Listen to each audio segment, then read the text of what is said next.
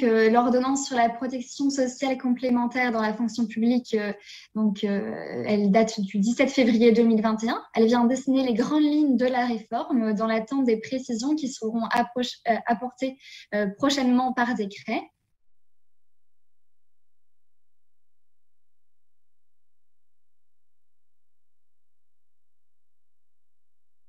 Alors, il convient de bien garder en mémoire que jusqu'ici, en fait, les employeurs publics des différentes fonctions publiques n'avaient aucune obligation de participation financière aux garanties de protection sociale de leurs agents. Alors, tout d'abord, s'agissant de la couverture des frais de santé, le principal apport de l'ordonnance, c'est la participation obligatoire des employeurs de la fonction publique au financement de la complémentaire santé de leurs agents, qui se fera à hauteur de 50% minimum. Pour la fonction publique d'État, il s'agit donc de 50% du financement nécessaire à la couverture des garanties minimales. Et pour la fonction publique territoriale, il s'agit de 50% d'un montant de référence là, qui sera fixé par décret. Et dans tous les cas, les garanties couvertes devront être au minimum celles du panier de soins qui est défini à l'article L907 du Code de la sécurité sociale.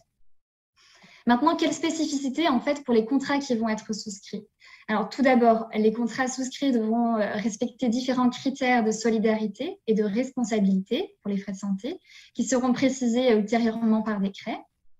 Les employeurs publics pourront participer au financement de contrats à caractère collectif ou individuel, sélectionnés donc au terme d'une procédure de mise en concurrence. Et d'ailleurs, il semblerait en fait que cette procédure de mise en concurrence telle qu'elle est mise en place actuellement ne soit pas modifiée. Autrement dit, dans la fonction publique d'État, on garderait une procédure de référencement et dans la fonction publique territoriale, on conserverait les deux modes de fonctionnement, à savoir la convention de participation et la procédure de labellisation. Ensuite, s'agissant de la mise en place de la PSC chez l'employeur public, elle pourra se faire par accord collectif. Et l'accord pourra également imposer en fait une adhésion obligatoire des agents aux garanties du contrat collectif. Par conséquent, donc, des cas de dispense seront précisés par décret. Enfin, en l'absence d'accord collectif, des décrets seront également attendus pour préciser les conditions en fait, de participation de l'employeur public.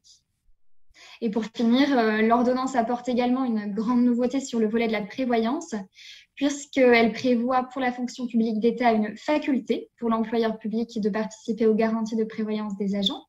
Et en revanche, pour la fonction publique territoriale, là, l'ordonnance prévoit une obligation de financement du contrat de prévoyance de ces agents à hauteur de 20% d'un montant qui sera également fixé par décret pour la couverture donc, des risques d'incapacité, invalidité, inaptitude.